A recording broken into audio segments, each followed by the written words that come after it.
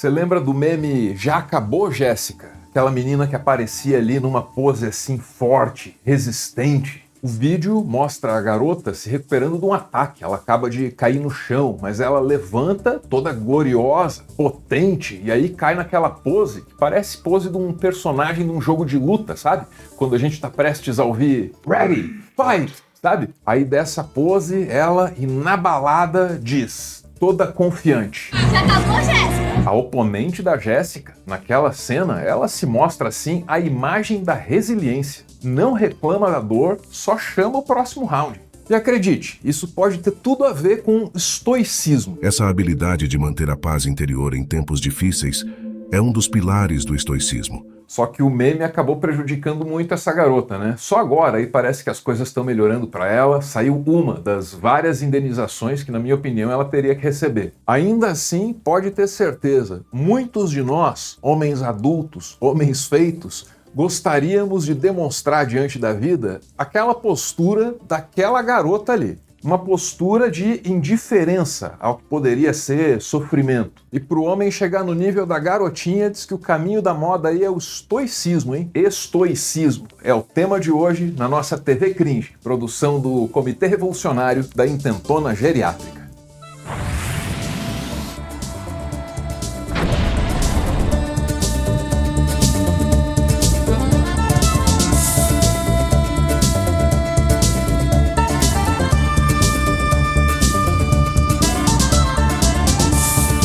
Qualquer ismo que tenha existido por tempo suficiente acaba se transformando, acaba se diferenciando. Pega o exemplo do cristianismo. O cristianismo dos tempos de Cristo é diferente do cristianismo do final da Era Romana, que é diferente dos muitos cristianismos de hoje em dia. Feita esta ressalva, bora para o estoicismo. O estoicismo é uma filosofia de origem grega. Foi típica do chamado período helenístico, séculos IV, III e II a.C.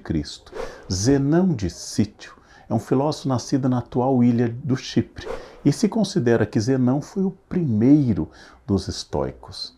Zenão vinha da escola cínica, aquela que pregava o total desapego aos bens materiais. E aqui entra um outro ismo na jogada, o cinismo, né? Que hoje significa ser sarcástico, talvez debochado, talvez falso. Mas em filosofia a história é outra. Na história da filosofia, cinismo é uma escola que prega uma vida simples e em harmonia com a natureza. E para isso, rejeita até algumas normas de convivência da sociedade. E o grande cara do qual todo mundo lembra hoje quando fala em cinismo é Diógenes. Diógenes morava em um barril.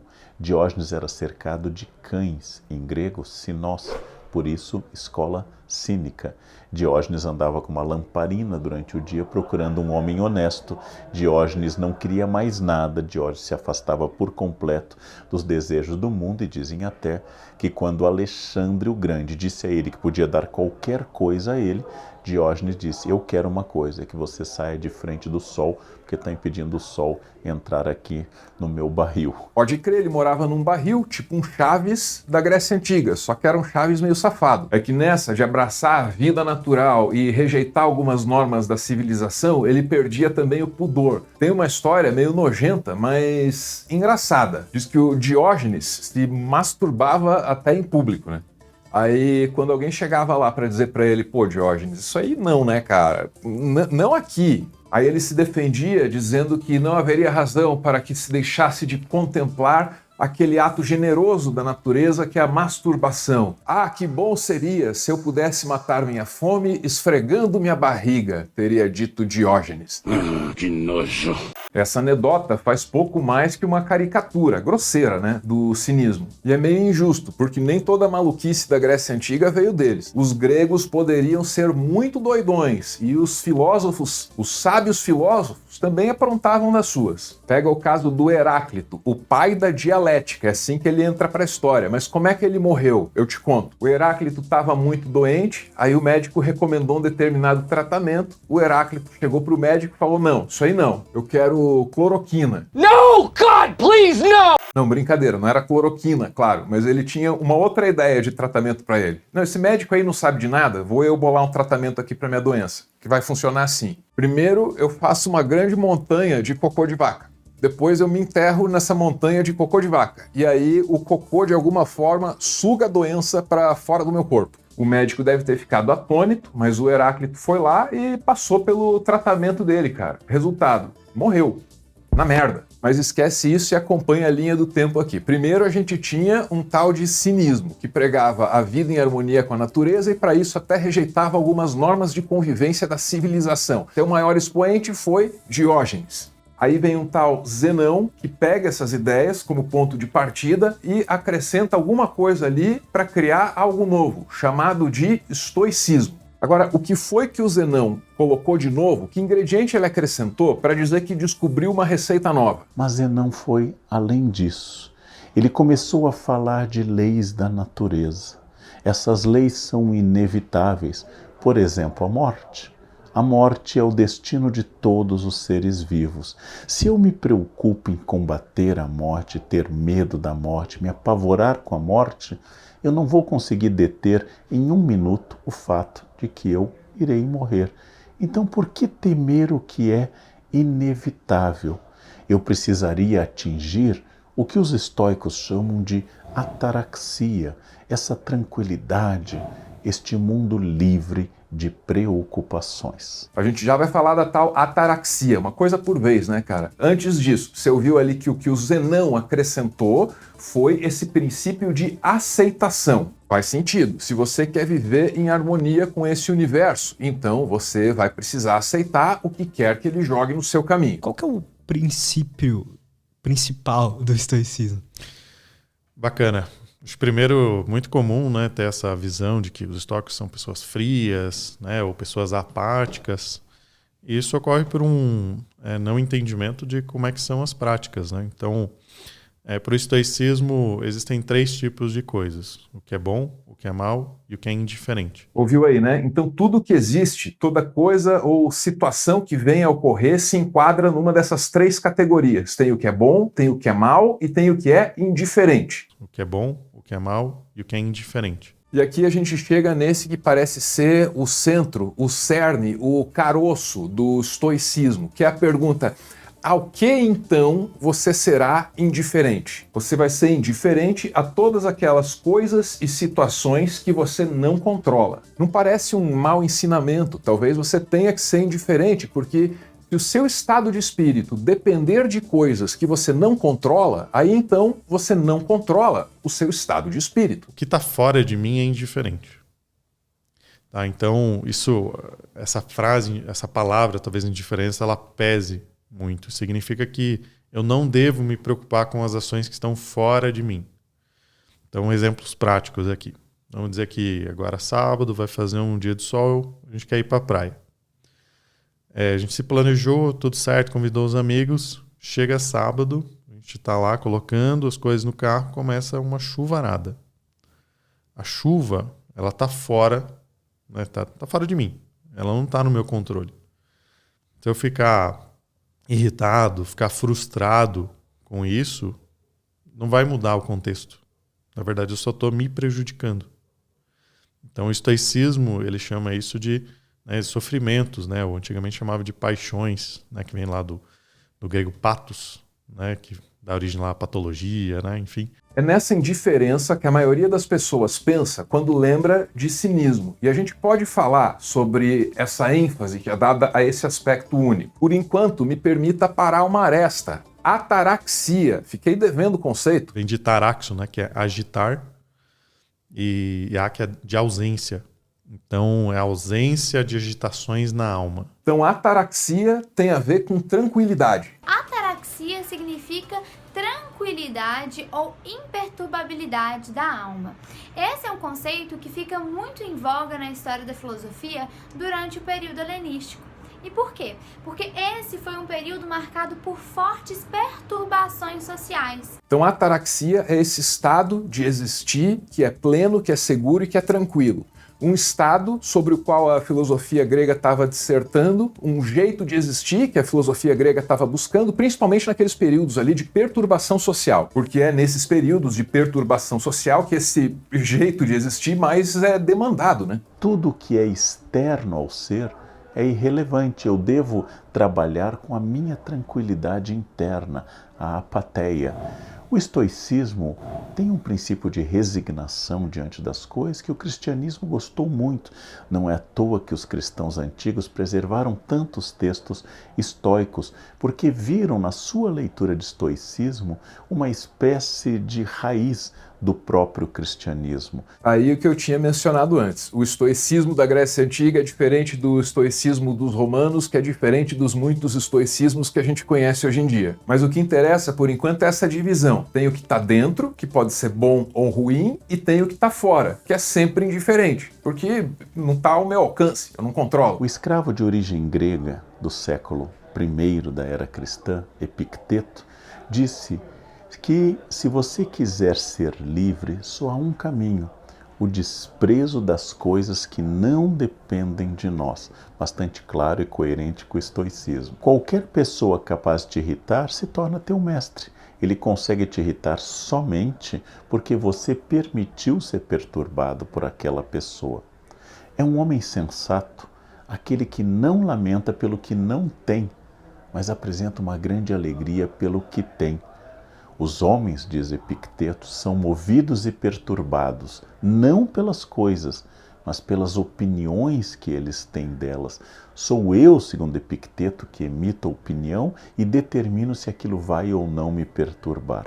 E é a partir desse ponto que o estoicismo começa a parecer frieza para muita gente. As pessoas que conhecem melhor a história da filosofia, com quem eu conversei, elas me dizem que isso acontece porque esse nosso estoicismo do século XXI é meio que um tutorial, menos que uma filosofia.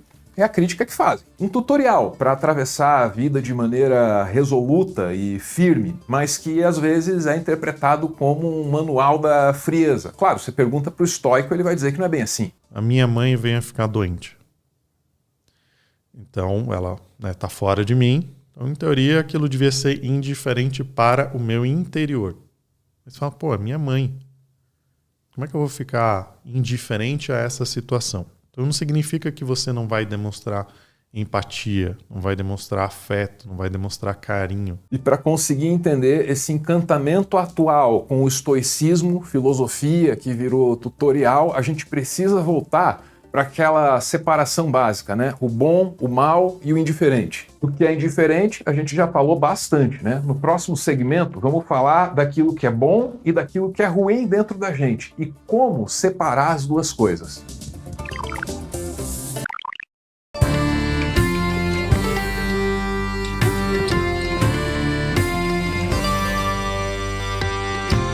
A gente já entendeu que esse estoicismo do século XXI, como um tutorial, tem dentro dele esse sistema, esse jeito de separar o que é bom, o que é mal e o que é indiferente. A gente já entendeu que a indiferença é recomendada a tudo aquilo que está fora de nós, longe de nossos controles. Agora está na hora de compreender como essa divisão norteia a vida do estoico. E é nesse ponto que entram as 4 virtudes. A primeira grande virtude do estoicismo, a sabedoria, para saber identificar e separar o bom do mal, do indiferente. Na obra de Diógenes Laércio, intitulada Vidas e Doutrinas dos Filósofos Ilustres, ele escreveu que os estoicos definem a sabedoria como o conhecimento das coisas boas e más e do que não é bom nem mal. Ou seja, o conhecimento do que devemos escolher, do que devemos tomar cuidado e do que é indiferente.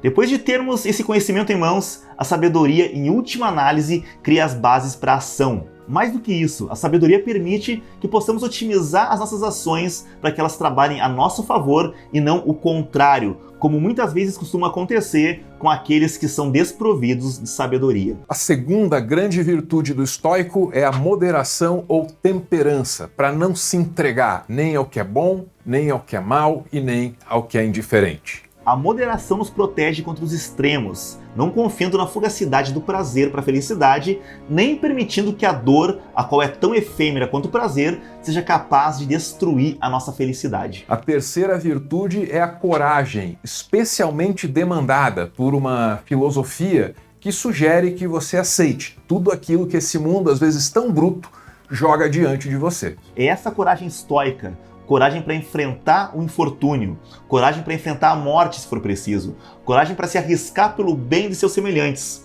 coragem para manter seus princípios, mesmo quando outros se safam ou são recompensados exatamente por desconsiderar os deles. Coragem para falar o que pensa com base na moderação e na sabedoria e insistir na verdade. Quarta virtude, às vezes considerada a mais importante, é a justiça. E esqueça o conceito de justiça que o campo do direito debate até hoje. Para o estoico, justiça é o parâmetro através do qual as virtudes anteriores são aplicadas. Justiça aqui seria a capacidade de colocar sabedoria, temperança e coragem para atuarem todas juntas a favor de algo maior. Foi na obra De Officiis, em que Cícero fez um abrangente estudo sobre o sistema ético dos estoicos de seu tempo, que ele apresentou pela primeira vez as 4 virtudes estoicas. A justiça, explica ele, é o princípio que constitui o vínculo da sociedade humana e de uma comunidade virtual de vida. A longa descrição feita por ele pode ser resumida da seguinte forma: que ninguém faça mal ao outro, que ninguém use os bens comuns como comuns, e os privados como pertencentes aos seus proprietários. Não nascemos apenas para nós. Os homens foram criados por causa dos homens, para que possam fazer o bem uns aos outros. Devemos seguir a natureza como guia, contribuir com a nossa parte para o bem comum, boa fé, firmeza e verdade. É útil considerar o que significa agir injustamente. Simples, qualquer coisa que cause dano ou prejudique outro ser. E agora que você já conhece as virtudes do estoico, eu queria te mostrar alguns modelos de comportamento, alguns ideais do homem estoico. Não, quem é um bom estoico por aí? Vamos atrás desses caras, cadê eles? E hoje a nossa mostra permanente de arte digital, também conhecida como a televisãozinha aqui atrás, oferece a você a obra de Roger Kilimanjaro. Saca só o trabalho do cara, eu mostrei para vocês essa aqui, ó, um princípio de atração. Quando você tá feliz é assim, né? Parece que todo mundo cola junto. E aí ele tem essa repulsão aqui também, ó. Deus me livre tá assim na vida, hein? Não me deixem assim. E para não me deixar assim, você pode colar com a gente na TV Cringe, onde esses nossos vídeos mais trabalhados aqui saem antes. TV Cringe Brasil, tem o link aí nos comentários e também na descrição. Preciso muito da tua força aí nesse momento. Valeu!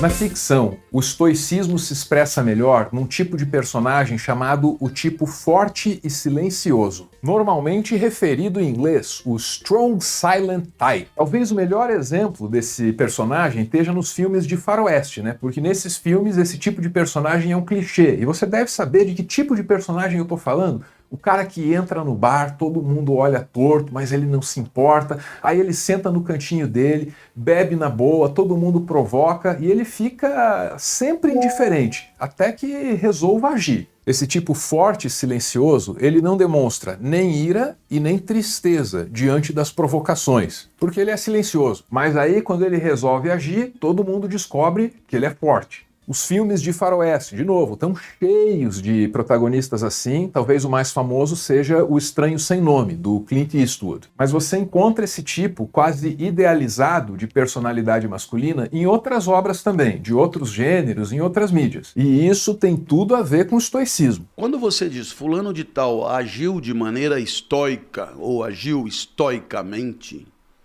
o que é que você quis dizer? Bom, eu entendo que isso significa uma certa competência, capacidade de suportar encontros tristes, né? Encontros adversos, encontros dolorosos, encontros angustiantes e assim por diante. Em outras palavras, o comportamento estoico é um comportamento de resistência alta em face de um mundo agressivo, lesivo, contundente, devastador, etc. E aqui a gente chega no conceito de resiliência, muito caro, muito querido ao estoicismo. E aí, de novo, me permita trazer um exemplo da ficção para ilustrar. Você já viu um filme chamado Um Sonho de Liberdade? Filmaço, hein? O protagonista desse filme, cara, é Andy, o nome dele. O cara é preso injustamente. Aí dentro da cadeia ele é humilhado, ele é avacalhado, ele é espancado, estuprado, tudo de ruim acontece com esse cara. Mas aí ele não se abala e no fim do filme você descobre que enquanto a vida pisoteava esse cara de tudo quanto é jeito, ele estava ali, firme, construindo secreta, construindo resistentemente um projeto grandioso para a vida dele. Você já viu Berserk? Aqui eu pronuncio assim, pô. Se é um mangá com uma ou outra adaptação para anime, o Guts sofre tudo que um ser humano pode sofrer, vai tancando cada demônio que a vida joga no caminho dele e, em geral, ele não para muito para se queixar não, hein? Você já viu One Piece? Lembra do começo? O Shanks no bar tomando provocação e só saindo na porrada quando é necessário para proteger os dele, que foram metidos ali na treta? É tão estoico quanto Estranho Sem Nome. E ainda tem a série Sopranos, em que um mafioso, deprimido, enfraquecido ali, ele se queixa para a psiquiatra de que o tipo forte e silencioso está desaparecendo no mundo. Sopranos tem um episódio inteiro chamado O Tipo Forte e Silencioso, que mostra essa contradição. O mafioso, o chefão, tá lá deprimido, choroso e tal, enfraquecido, né? E esse cara é ele que tá descontente porque tá faltando força nos outros. Esse episódio é a cara do estoicismo do nosso tempo, porque ele mostra um choque entre um ideal antigo de comportamento e de resiliência e uma realidade atual, científica, a respeito dos males da mente. Tem isso. E também tem a contradição, né, cara, de ver o cara que está ali no momento mais baixo, mais triste, cobrando dos outros altivez. E é por aí mesmo. Alguns dos nossos estoicos do século XXI querem ser esse tipo forte e silencioso. Outros parece que olham para si mesmos e enxergam esse cara. No meu caso, se o calo apertar, eu varo à noite, eu saio pra briga, né?